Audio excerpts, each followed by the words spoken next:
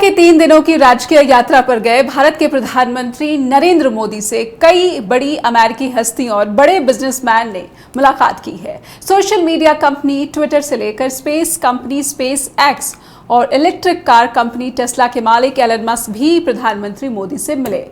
इस मुलाकात के बाद मस्क का ये बयान आया है कि वो पीएम मोदी के फैन हैं। साथ ही व्यापार के मसले पर मस्क ने कहा है कि पूरी दुनिया के सबसे बड़े देशों में भारत एक ऐसा देश है जहां अधिक संभावनाएं हैं। नमस्कार, आप देख रहे हैं स्ट्रेट टॉक। मेरा नाम है नेहा शुक्ला। आप सभी दर्शकों का बहुत बहुत स्वागत।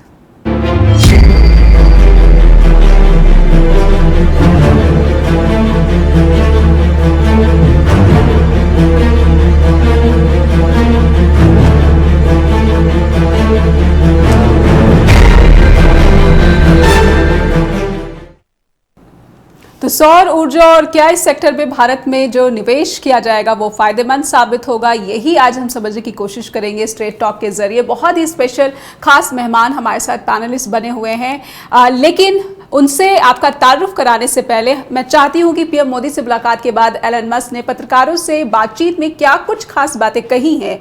पीएम मोदी को कहा है कि वो बड़े फैन हैं पीएम मोदी के और भारत में निवेश करने के लिए पीएम मोदी प्रेरित कर रहे हैं। हम आपको दिखाते हैं एलन मस्क की कुछ खास बातें पीएम मोदी से मुलाकात के बाद। Well, I think there's a tremendous amount of potential for all three pillars of the sustainable energy future. The three pillars being sustainable energy generation through solar and wind primarily, and obviously India is great for solar. The amount of land area you actually need to generate enough electricity to power India is very small. I believe it'd be probably 1 or 2% of the land area of India. So it's very doable. And then you need to pair that with stationary battery packs because the sun doesn't shine at night. And then you need electric vehicles. And then you have a sustainable energy future. And I think it will, the interesting thing people will find is that this is a lower cost way to go as well. That may surprise people. And we're also hopefully looking forward to bringing Starlink to India as well.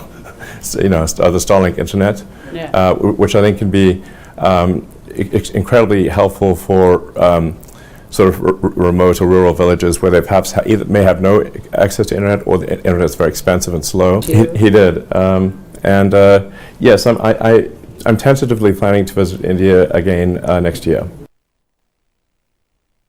Elon Musk ने कहा है कि sustainable energy के भविष्य के लिए सभी तीनों आधार की भारत में बड़ी संभावनाएं हैं। इन तीनों आधार में सबसे अहम सौर पवन ऊर्जा की भारत में अच्छी संभावनाएं हैं जहां से बिजली पैदा की जा सकती है। हमारे कुछ सवाल इस मुद्दे से जुड़े हुए हैं, इस इन्वेस्टमेंट से जुड़े हुए हैं, जिसके बारे में कहा जा रहा है कि अगर सौर ऊर्जा में निवेश किया गया भारत में तो कई जो है मौके जो है ये विकसित हो पाएंगे, रोजगार विकसित हो पाएगा और निवेश से जो ऊर्जा ज़रूरतें हैं भारत की उसको भी जो है काफ़ी जो पूरा किया जा सकेगा। कुछ सवाल हैं जो कि हम चाहते हैं कि दर्शकों के सामने रखे जाए कि भारत में सौर ऊर्जा निवेश से आखिर कितना आर्थिक लाभ भारत के लोगों को मिलेगा या फिर सरकारों को मिल सकता है। कार्बन फुटप्रिंट क्या हम कम कर पाने में जो है कामयाब हो जाएंगे अगर हम सौर ऊर्जा की मदद बढ़ा लेते हैं, इसमें सक्षम हो सकते हैं। भारत की जो ऊर्जा ज़रूरतें हैं क्या इस पर इसे लेकर सौर ऊर्जा हमारी एक बड़ी मदद कर सकती है, हम कितना निर्भर हो सकते हैं सौर ऊर्जा पर और ग्लोबल वार्मिंग के समाधान में सौर ऊर्जा से कितनी मदद मिल सकती है। सौर ऊर्जा में निवेश से रोजगार की कितनी संभावनाएं युवाओं के लिए खासतौर पर ये ध्यान देने योग्य बात है और सौर ऊर्जा उद्योग में दुनिया में भारत की स्थिति क्या है, भारत कहाँ खड़ा है फिलहाल, वर्तमान में क्या लक्ष्य था और इस लक्ष्य की तरफ हम कितनी जो है तेजी से बढ़ रहे हैं या फिर पिछड़ रहे हैं, फेल हो रहे हैं या फिर पास हो रहे हैं। इन सभी सवालों को समझने के लिए हमारे साथ बेहद विशेष पैनल बना हुआ है। आइए पहले उनका स्वागत कर लेते हैं। हमारे साथ जाने माने पर्यावरणविद हैं उमेंद्र दत्त जी। उमेंद्र जी, बहुत बहुत स्वागत है आपका स्ट्रेट टॉक में। और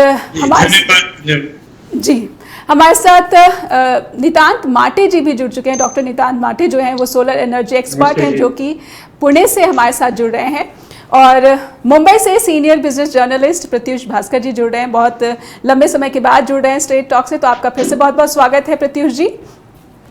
और शुरुआत मैं चाहती हूँ माटे जी आपसे करूँ। जब एलन मस्क ने ये स्टेटमेंट दिया है कि भारत में काफ़ी संभावनाएं दिखती हैं सौर ऊर्जा को लेकर, तो हम जैसे जो पत्रकार हैं उनकी यही जिज्ञासा होती है कि कहीं ना कहीं ये उनकी टेस्ला जो कार है उसको बेचने से जुड़ा है, या फिर वाकई में जो भारत में जो ऊर्जा ज़रूरतें हैं उसमें निवेश करके मस्क भी कमाई करना चाहते हैं और भारतीयों को भी जो है इसका लाभ मिल सकता है।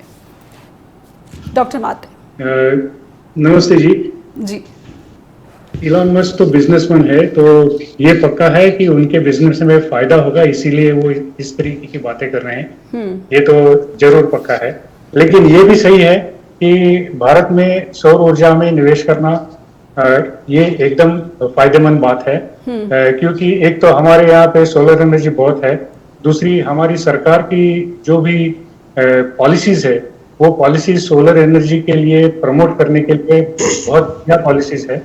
और उसके कारण जो सरकार ने सोलर एनर्जी के बारे में जो टारगेट्स लिए हुए हैं वो टारगेट्स भी ऐसे टारगेट्स है कि जो इस तरीके के निवेश के लिए बहुत फायदेशीर है। और इसके कारण फॉर एग्जांपल अभी जो एक टारगेट लिया गया था वो सौर ऊर्जा की इंस्टॉलेशन जो है वो करीबन 100 गीगावाट के आसपास 22-23 साल तक होनी चाहिए। आज की डेट में आपने प्रोग्रेस देखी तो करीबन 67 गीगावाट्स की इंस्टॉलेशन हो गई है। इसका मतलब ये है कि पिछले 5 साल में भारत में करीबन 65 गीगावाट के आसपास इंस्टॉलेशन हो गई है। इसका मतलब बहुत बड़ा मार्केट है ये जी। और इसके कारण डेफिनेटली मैं ये कहूंगा कि मस्क का तो फायदा है ही, लेकिन इंडिया का फायदा जरूर होगा। फॉरेन इन्वेस्टमेंट आ जाएगी तो ये बहुत अच्छा हो जाएगा, और रिटर्न ऑन इन्वेस्टमेंट भी सोलर में बहुत अच्छी है जी। फिर मैं जानना चाहूंगी उमेंद्र दत्त जी आपके पास कि आप जब सौर ऊर्जा की बात करते हैं और ये एक ऐसा इन्वेस्टमेंट है जिसे कहा जा रहा है कि ऊर्जा ज़रूरतें तो पूरी होंगी, लेकिन क्या भारत की जो पूरी ऊर्जा ज़रूरतें हैं वो इससे पूरी होती नज़र आ रही है? क्योंकि जो रफ्तार है कहीं ना कहीं इस पर जो है लोग शक जता रहे हैं, उस पर चिंताएं जाहिर कर रहे हैं कि जितनी तेज़ी से ये प्लांट जो है लगाए जाने चाहिए या फिर सक्सेसफुल होने चाहिए उतनी तेज़ी से नहीं हो पा रहे, इनका विकास नहीं हो पा रहा है, या फिर आम लोगों के साथ ये जुड़ाव जो है नहीं कर पा रहे, अभी भी कनेक्शन की कमी है। 2-3 बातें मुख्य हैं कि पहले तो सौर ऊर्जा, मुझे याद है कि सोलर पैनल हम किसानों को कहते थे या लगाने की कोशिश करते थे, और ख़ासतौर पे किसानों के ट्यूबवेल सोलर एनर्जी से चले इसकी बात आती थी, तो वो खासे महंगे थे, गवर्नमेंट की सब्सिडी के बिना वो चलते ही नहीं थे। उसकी भी दिक्कतें थी, अपनी दिक्कतें थी उसकी भी। हाल फिलहाल के दिनों में ये समस्याएं थोड़ी कम हुई है, ज़्यादा प्रोएक्टिवली काम करने वाले लोग आए हैं, और कुछ गवर्नमेंट के अंदर भी, डिपार्टमेंट्स के अंदर भी चीजें स्ट्रीमलाइन हुई हैं जी। मुझे लगता है थोड़ा ऊपर के लेवल पे परिवर्तन आया है, वो नीचे रिफ्लेक्ट हो रहा है, पहली बात। अब यही बात है कि भाई जितनी तेजी से होना चाहिए था नहीं हुआ। मुझे लगता है ये मोदी जी ने जो इंटरनेशनल सोलर अलायंस, शायद यही नाम है, मुझे प्रत्युष जी जमाटे साहब ठीक करेंगे, अब वो इस नाम से उन्होंने वो एक अलायंस, ये दूरदृष्टिता की बात थी। और भारत का जितना पेट्रोलियम पदार्थों के ऊपर आप हिसाब लगाइए ना, हम कितने लाख करोड़ रुपया पेट्रोलियम पदार्थों को खरीदने पे लगाते हैं जी। अगर हमें सोलर एनर्जी पे शिफ्ट हो जाएं और सोलर से ही वो गाड़ी चले या उससे बिजली बने, वो बिजली रिचार्ज हो जाए, वो इलेक्ट्रिक व्हीकल चले, एक तो वो है। और दूसरा, हम जो थर्मल पावर प्लांट, कोल प्लांट्स जो हमने लगाए, उनकी उम्र भी हो गई है, वो तकनीक अपने आप में उसमें भी समस्याएं हैं, उसकी डिटेल में आज नहीं जाते जी। अब न्यूक्लियर पावर प्लांट्स भी लगाने की बात कर रहे हैं, उन सब की कहीं ना कहीं खतरा है। सोलर ऐसा है जिसमें न्यूनतम खतरा है, इसमें सबसे कम संकट है। मतलब इसके सेल के बारे में शायद प्रत्युष जी बातें सब ठीक कर पाएंगे कि उसका सेल कितना बायोडिग्रेडेबल है, कितना वो उसकी समस्या आती है बाद में खत्म होने के, उसकी जब वो अपनी उम्र पूरा कर लेता है, वो एक चैलेंज होगा कहीं ना कहीं। लेकिन फिर भी बाकियों की तुलना में वो सबसे कम है। तो मुझे लगता है जिस देश में 300 से ज्यादा सनी डेज हो, सूर्य उपलब्ध हो, जहां 300 से ज्यादा उसमें दिनों में, वहां इसका भरपूर प्रयोग करना चाहिए।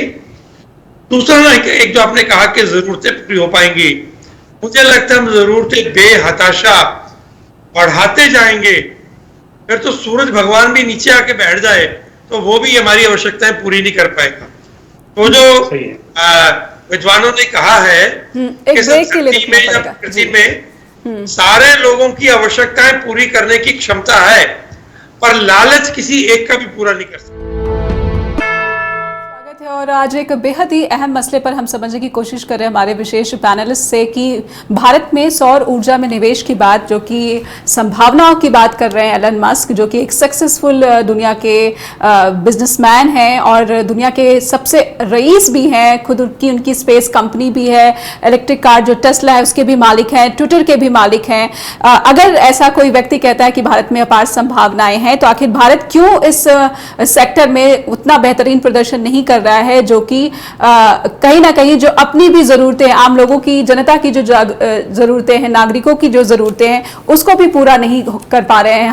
हम चलते हैं अपने पैनलिस्ट के पास। और उमेंद्र दत्त जी की कोई बात अधूरी रह गई थी, तो मैं चाहती हूँ कि पहले उमेंद्र दत्त जी आप बात पूरी करिए। जी, ये आप पता नहीं क्यों कह रहे हैं कि उतना बढ़िया नहीं कर पा रहा, जबकि भारत सरकार ने जो एक जो national mission Nehru national solar mission, national solar mission, हाँ, वो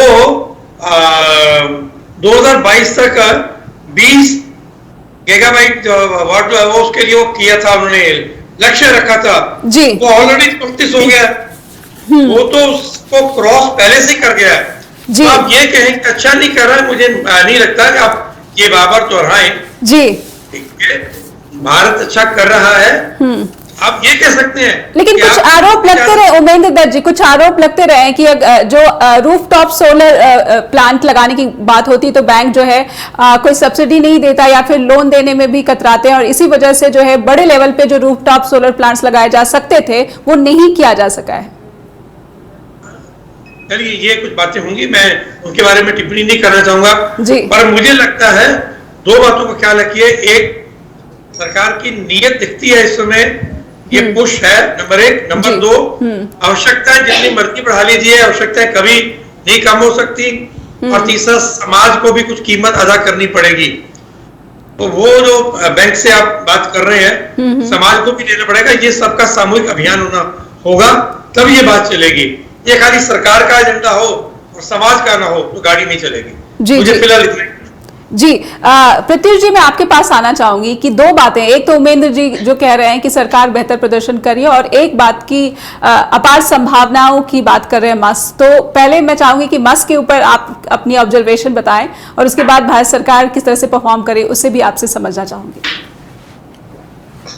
बहुत बहुत शुक्रिया नेहा, दोबारा आपने बुलाया शो पे। और रही बात इलॉन मस्क की और जो बिजनेस उनका तरीका है, हमारे तो गेस्ट पैनल बहुत सही बता रहे थे। जहां कहीं भी इलॉन मस्क, आपने देखा होगा 2020 में जब कोरोना की महामारी चल रही थी, उस जमाने में खुद को चोटी पे ले गए थे। और आप देखिए, पेपाल से लेके अब तक जिस बिजनेस में इलॉन मस्क गए हैं, उन्होंने अपना दिखाया है उनका रुतबा क्या है। रही बात सोलर एनर्जी की, तो पैनलिस्ट ने बताया, बहुत सही कहा है कि हम काफी कुछ कर चुके हैं, पर काफी कुछ करना बाकी भी है जी। लेकिन आप ये ध्यान देखिए किस मार्केट में घुसने की कोशिश कर रहे हैं। स्टारलिंक जो उनका सब्सिडियरी है स्पेसएक्स का, ठीक है, उसके जरिए वो रूरल इंडिया में घुसना चाह रहे हैं। अब रूरल इंडिया, ग्रामीण भारत एक ऐसा इलाका है, टिकली झील की तरह रहा है। तमाम इंडिया की बड़ी बड़ी कंपनियां वहां पे कुछ ज्यादा नहीं कर पाएंगी जी। जो भी इंटरनेट सर्विस मिलती है अमूमन मेट्रो सेंट्रिक उनकी पॉलिसी रहती है। ग्रामीण भारत में अभी भी कुछ कंपनियां गई हैं, लेकिन ज्यादा पेनिट्रेशन नहीं रहा है। तो अगर इलॉन मस्क अपनी बेस्ट प्रैक्टिसेस लेकर भारत में आते हैं तो आम आदमी के लिए बहुत अच्छा रहेगा। लेकिन जो भारतीय कंपनियां हैं उनके लिए एक वार्निंग होगी, उनको अपने ए गेम को लाना पड़ेगा। नहीं तो आज इंटरनेशनल ग्लोबलाइजेशन का जमाना है, अगर हम नहीं बेहतर हैं कोई और हमारा जगह ले लेगा। आप देख चुके हैं। और ऑटो सेगमेंट में जिसकी हम बात कर रहे हैं, कोरोना के दौरान तकरीबन हर एक कंपनी की बैलेंस शीट लीक की है, हर एक, नाम नहीं गिनाऊंगा, सब जानते, नंबर सबके सामने पड़े हुए हैं। अगर टेस्ला आती है, टेस्ला एज अ व्हीकल, जो लोग बाहर जाके, हमारे पैनल जो लोग बाहर जाके देखे होंगे, वो गाड़ी एक अलग जमाने की है। यकीन मानिए यहाँ पे हम जो देख रहे हैं लगता है सर बैलगाड़ी चला रहे हैं। ये एक टिप्पणी मेरे यूएस के फ्रेंड की थी। तो उसने मुझे कहा था कि प्रत्युष अगर इलॉन मस्क इंडिया में आता है आपको you have to pull up your socks like anything, because वो इंसान जिस तरीके से काम करता है उसका बिजनेस का जो एथिक्स है, आपने देखा होगा पहले टेक्नोलॉजी को पकड़ा, मीडिया को पकड़ा, आप देख ही रहे हैं फाइनेंस में वो आगे नहीं। ये तीन चीज जो होती है ना किसी भी कम्युनिटी को अपने कंट्रोल लेने के लिए काफी होती है।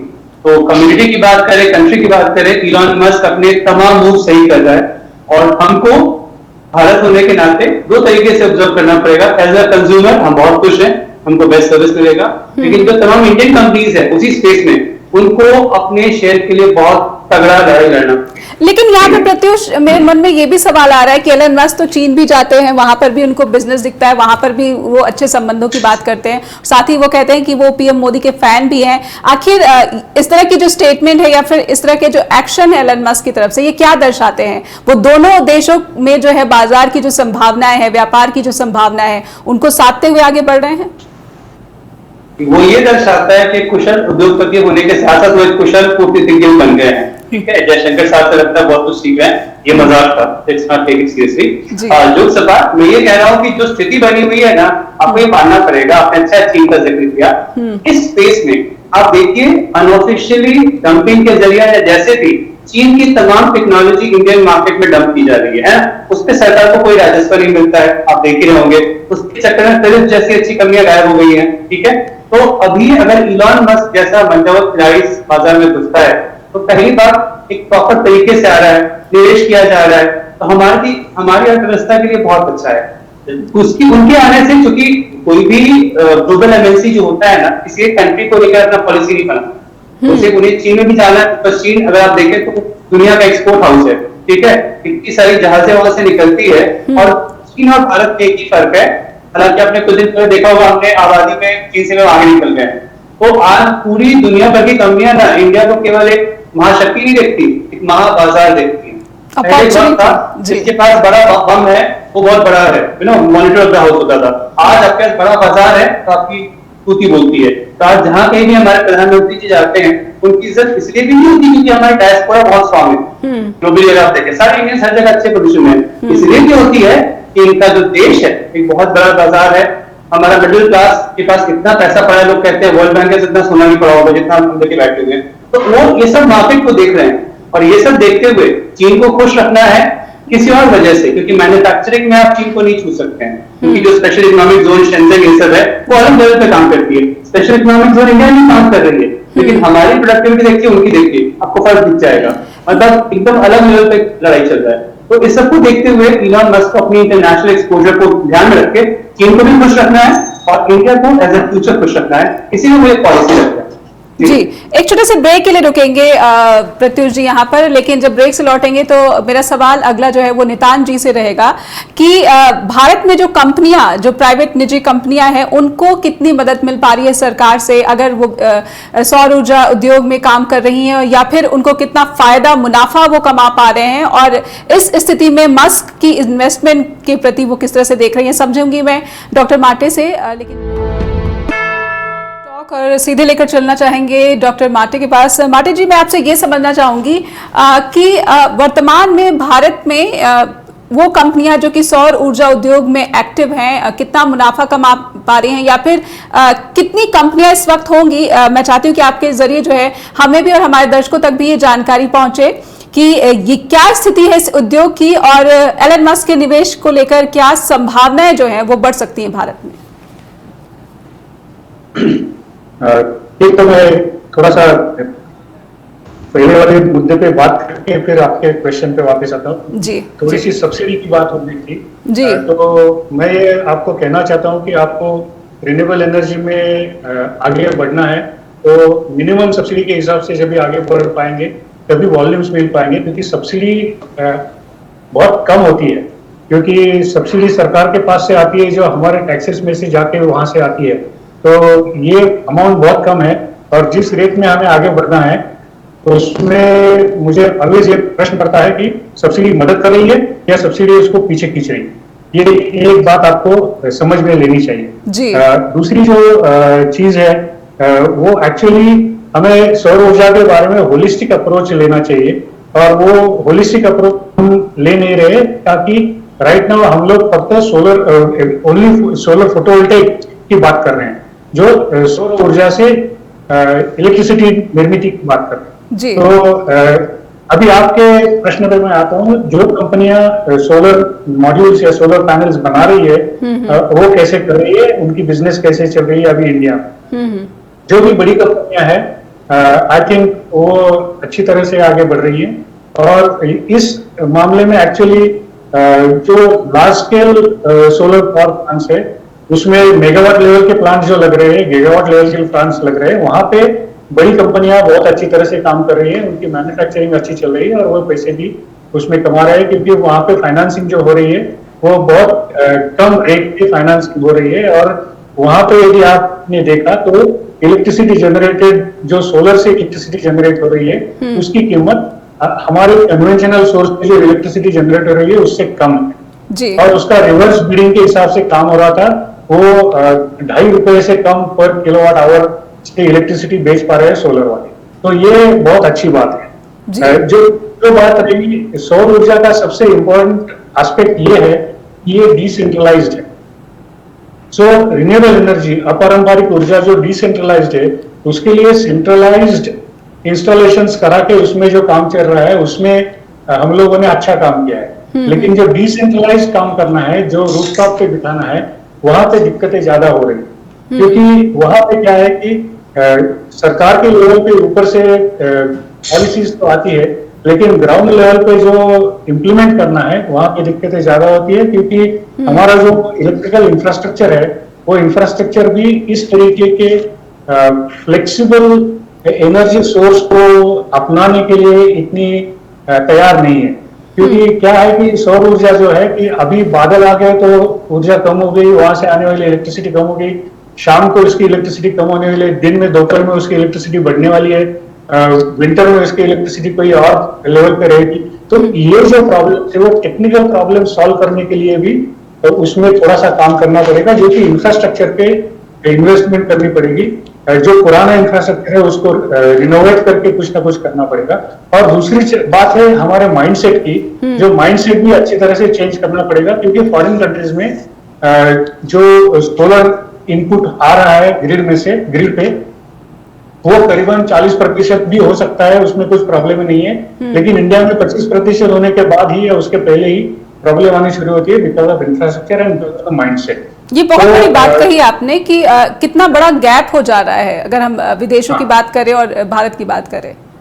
हाँ, तो उसमें ये चीज एक है कि जो लोअर लेवल पे, ग्रासरूट लेवल पे जो काम करती है वो सब कंपनियां छोटी है, वो हमारी MSMEs है, जो छोटे उद्योग है वो ये काम कर रही है। और उनके लिए एक बात मैं यहाँ पे ये समझना चाहूंगी कि जो छोटी कंपनियां हैं क्या उसको सपोर्ट मिल रहा है, फाइनेंसिंग सपोर्ट मिल पा रहा है बैंकों से या फिर सरकार की तरफ से? ज्यादा डिफिकल्ट है वहां पे फाइनेंसिंग सपोर्ट मिलना। बड़ी बड़ी कंपनियों को सपोर्ट मिलना आसान है, छोटी कंपनियों को सपोर्ट मिलना डिफिकल्ट है। और दूसरी चीज ये है कि छोटी कंपनियां, ऐसा है ना कि ये कंपनियां बिजनेस के लिए, दूसरों के बिजनेस के लिए फाइनेंस नहीं कर रही है। बड़ी कंपनियां जो है वो फाइनेंस सोलर पावर प्लांट को कर रही है और फिर वो इलेक्ट्रिसिटी बेच रही है। दो तरीके के मॉडल्स है, एक तो मैं इलेक्ट्रिसिटी बेचूंगा और दूसरा मॉडल ये है कि मैं सोलर इंस्टॉलेशन बेचूंगा। जो छोटी कंपनियां हैं वो सोलर इंस्टॉलेशंस बेचती है, जो बड़ी कंपनियां हैं वो सोलर इंस्टॉलेशन से तैयार होने वाली इलेक्ट्रिसिटी, बिजली बेचती है जी। और ये अलग, और इसलिए दोनों अलग मॉडल्स के लिए अलग अलग तरीके से देख के अलग तरीके की फाइनेंसिंग पॉसिबिलिटीज उसमें होनी चाहिए, अलग तरीके की उसमें रिस्क मिटिगेशन पॉलिसीज होनी चाहिए। जी बिल्कुल, बहुत बड़ी बात कही। और इसी से एक प्रश्न उठता है जो कि मैं उमेंद्र सर हमारे साथ बने हुए हैं उनसे समझूं। सर, जब हॉलिस्टिक इस्तेमाल की बात आती है या फिर अप्रोच की बात आती है, जैसे आपने किसानों का उदाहरण दिया, तो आपको जरूर दिक्कतें आई होगी शुरू में किसानों को ये समझा पाने में या फिर उन्हें सौर ऊर्जा के इस्तेमाल के लिए प्रेरित कर पाने में कि वो इस तरफ बढ़े। और क्योंकि अनिश्चितता जो है और साथ ही साथ जो कॉम्प्लिकेशंस या फिर परेशानियां माटे जी ने बताई हैं वो भी कहीं ना कहीं जो है ये अप्रोच के लिए ये बाधाएं की तरह काम करती हैं। आपको क्या लगता है कि ये जो बाधाएं हैं, ये जो छोटी कंपनियों की बात कर रहे हैं और फिर बड़ी कंपनियों की बात कर रहे हैं, ये कितना जो है अहम भूमिका निभा रही है जब किसानों की बात करते हैं, या फिर जो दूसरी जरूरतों के लिए जो छोटे व्यापारी हैं वो भी सौर ऊर्जा की जो है इस्तेमाल की बात करते हैं? कितनी परेशानियों का सामना आपको करना पड़ा, या फिर आगे अब जहां पर आप पहुंच पाए हैं कितना फर्क देख रहे हैं? देखिए, इस विषय में ना थोड़ी सी अलग अप्रोच लेने की जरूरत है। दिखते तो हैं, ऐसा नहीं कि दिखते नहीं है, पर मैं ये भी कहूँगा कि अभी बहुत बड़े स्केल पे इसकी एडॉप्शन के लिए कोई बहुत समाज निकल आया और लोग बहुत बड़ी मात्रा में लगे हुए, वो भी नहीं था। लोगों को बहुत रिजर्वेशन से कितना चलेगा, कैसे चलेगा, ये भी था। अभी अवेयरनेस लेवल पे काम करने की और ज्यादा आवश्यकता है। हर स्टेट में state council for environment and technology भी है जी, और ये रिन्यूएबल एनर्जी की एजेंसीज भी बनाई है गवर्नमेंट ने। और अभी जितना ज्यादा उनका कनेक्ट ग्रास रूट पर लोगों के साथ होना चाहिए था, उतना ज्यादा वो नहीं हुआ। ये जितना भी सोलर एनर्जी वाला जो भी होता है, ये आपको अर्बन एरिया में कुछ बड़ी जगह दिखता है, बहुत बड़ी मात्रा में गांव में वो पेनिट्रेशन नहीं है। पहली बात तो ये है जी जी। दूसरा, ये मुझे लगता है कि इसको थोड़ा अलग ढंग से देखा जाए। गवर्नमेंट को इसको एक मिशन के रूप में, मिशन मोड के रूप में ज्यादा करना चाहिए, क्योंकि ये सस्टेनेबल एनर्जी प्रोडक्शन सिस्टम है। बाकी जितनी चीजों से हम बिजली पैदा करते हैं उनकी 100 समस्याएं और हैं, चाहे वो टेरी डैम है, भाखड़ा डैम है से लेके, और मतलब चाहे हाइडल पावर प्रोजेक्ट है और चाहे थर्मल पावर है जो है कोल वाले, आजकल और नए आगे पराली से भी चला रहे हैं वो जी। तो मुझे सबसे ज्यादा ये है, तो इसके ऊपर जैसा फोकस होना चाहिए, उसके लिए एक थोड़ा होलिस्टिक इंक्लूसिव काम करने की जरूरत है। और मैं अनौपचारिक रूप से बातें जी से पूछ रहा था कि भारत को आगे बढ़ना है तो ईट को पीछे छोड़ना ही चाहिए हमें, पहली बात हुई है। तो क्या करना पड़ेगा? तो बेसिक टेक्नोलॉजी में, मुझे भी लग रहा था, बेसिक टेक्नोलॉजी में हमें ज्यादा काम करने की आवश्यकता है। शायद वो चीजें कैसे होंगी आगे, क्या होता है कि कभी कभी ये चीजें बड़ी ऊपर से दिखती हैं, सरकार की कुछ एजेंसीज ऊपर से काम करती हुई दिखती हैं, और जिस प्रकार से उसके लिए जुनून चाहिए, वो जुनून का अभाव कहीं ना कहीं इसमें दिखता है, मैं ये कहूंगा सब।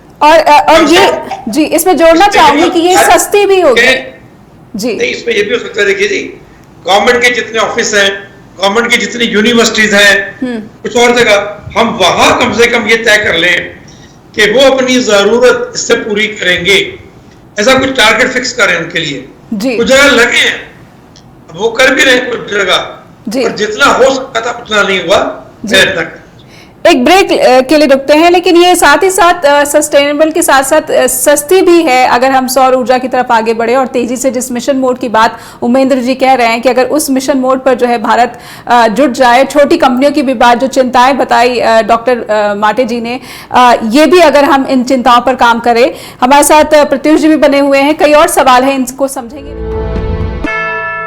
प्रत्युष जी, आपने उमेंद्र जी की भी बात सुनी और डॉक्टर माटे की भी बात सुनी है।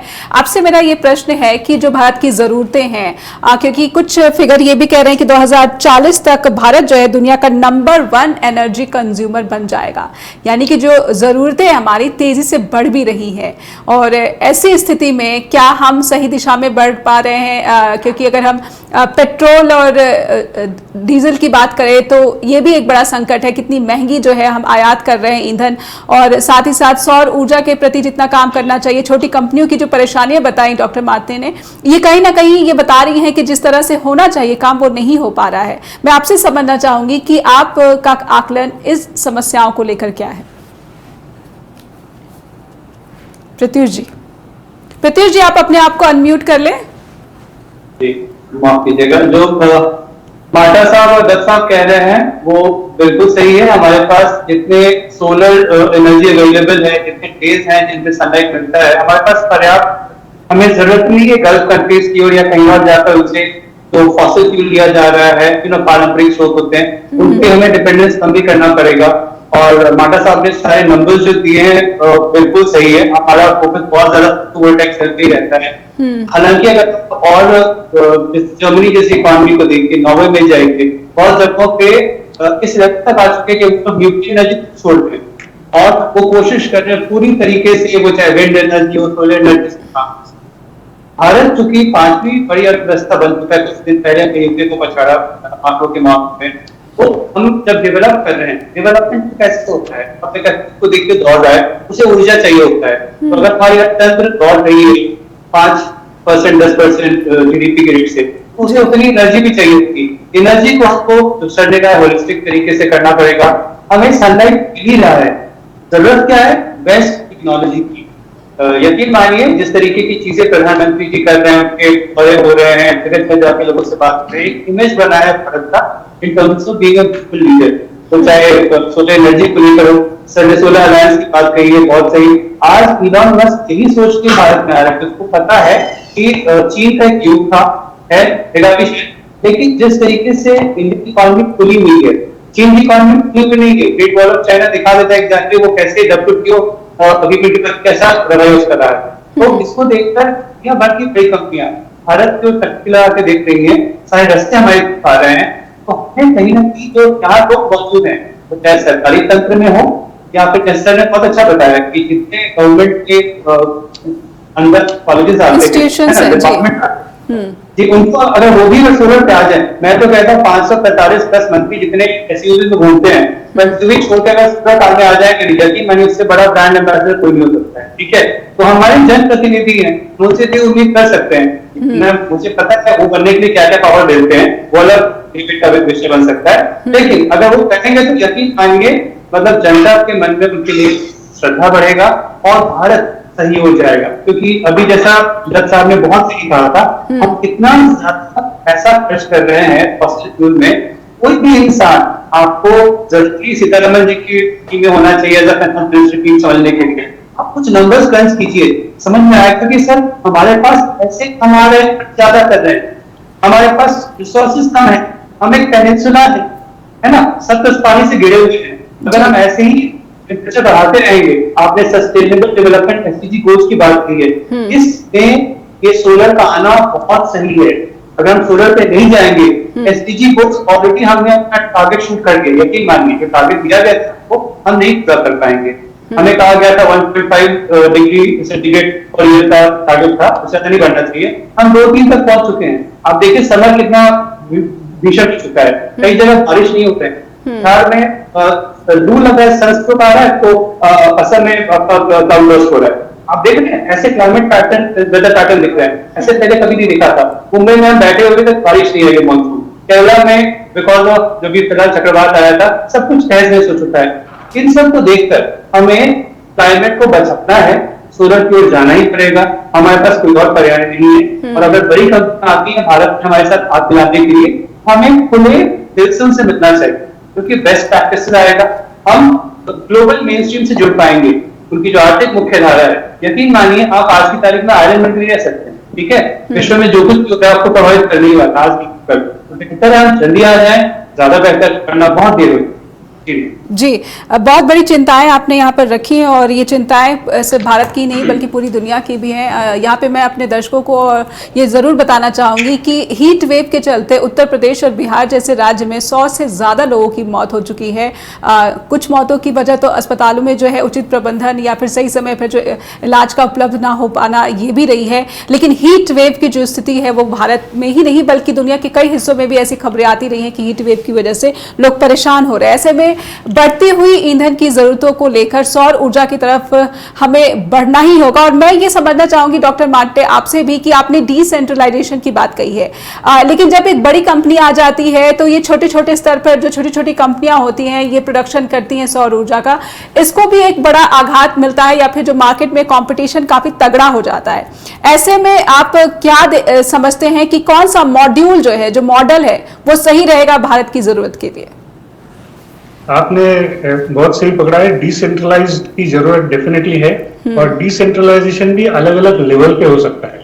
मैंने जो पहले बात की वो थी हर एक घर के ऊपर सोलर पैनल्स हमने लगाए हैं और वहां पे हम लोग सौर ऊर्जा निर्मित कर रहे हैं। सौर ऊर्जा से इलेक्ट्रिसिटी की निर्मित कर रहे हैं। आप यदि सोचे, भारत एक देश ऐसा है कि जहाँ पे करीबन 6,50,000 के आसपास विलेजेस है और हर एक विलेज में वहां पे फ्यू थाउजेंड एकर्स की जमीन है और वहां पे सौर ऊर्जा आ रही है, वहां पे पानी आ रहा है, वहां पे पौधे हो रहे हैं, वहां पे खेती हो रही है। तो हमें जब भी सोलर एनर्जी की हम लोग बात करते हैं तो सोलर एनर्जी की बात बहुत रिस्ट्रिक्टेड मैनर में सोलर फोटोवोल्टेइक पैनल की तरफ देख के नहीं होनी चाहिए, बल्कि सौर ऊर्जा जो हमें अवेलेबल है वो पूरी सौर ऊर्जा अच्छी तरह से कैसे इस्तेमाल किए जा सकते हैं उसके बारे में सोचने की जरूरत है। और इसीलिए मैं जो बात कर रहा था आपको कि होलिस्टिक अप्रोच लेने की जरूरत है, वो मैं अभी उस पे आता हूँ। आपने ये भी बोला कि इंडिया अगले कुछ साल में 2040 तक वर्ल्ड का सबसे बड़ा एनर्जी कंज्यूमर हो जाएगा, लेकिन पर कैपिटा एनर्जी कंजम्पशन के हिसाब से हम फिर भी बहुत कम रहेंगे, क्योंकि हम करीबन 20% वर्ल्ड पॉपुलेशन है। तो हम एक तरफ हमारी टोटल कंजम्पशन बढ़ रही है, लेकिन हमारी कंजम्पशन पूरे विश्व के कंपैरिजन में बहुत कम है, डेवलप्ड कंट्रीज के कंपैरिजन में बहुत कम है, वो एक तरफ। और दूसरी तरफ ये है कि हमारे यहाँ सौर ऊर्जा अवेलेबल है। तो मैं बात कर रहा हूँ कि हमें डिसेंट्रलाइज्ड स्मार्ट माइक्रो ग्रिड्स बनाने चाहिए जो कि रिन्यूएबल एनर्जी का हाइब्रिड्स है। मैं थोड़ा सा एक्सप्लेन करता हूँ इसको। हम लोगों ने सोलर फोटोवोल्टाइक की बात की और वहां से हम लोग इलेक्ट्रिसिटी की निर्मित कर रहे हैं, लेकिन वो दिन में होंगे, हमें कहीं ना कहीं स्टोरेज करना पड़ेगा। तो वो स्टोरेज शायद बैटरी में हो सकता है, या हम लोग इसकी बात इस तरीके से सोच कर सकते हैं कि हमें समझो हमारे एक विलेज लेवल पे हम लोग काम कर रहे हैं और वहां पे हम लोग during the day time solar photovoltaic से इलेक्ट्रिसिटी जनरेट कर रहे हैं और उसके बाद में may be biogas based electricity से हम इलेक्ट्रिसिटी जनरेट कर रहे हैं। और वो बायोगैस बेस्ड इलेक्ट्रिसिटी के साथ साथ ये भी होता है कि बायोगैस के साथ साथ वहां पे ऑर्गेनिक खाद निर्मित होती है। और ये सब एक साथ पकड़ के जब आप काम करना शुरू करते हैं, तभी आपने लास्ट ब्रेक के पहले बोला था कि कीमत क्या होगी, तो ये एनर्जी हमारी आज की एनर्जी के कंपैरिजन में कम कीमत में रहेगी, उसकी रिलायबिलिटी हमारी आज की एनर्जी के कंपैरिजन में समय बहुत ही अच्छी रहेगी। जी, आपने बहुत ही स्पष्टता से डिसेंट्रलाइजेशन और सस्ती डिसेंट्रलाइज्ड ग्रिड ऑफ, एक्चुअली मैं बात करता हूं कि smart renewable energy micro grids का एक इकट्ठा होना।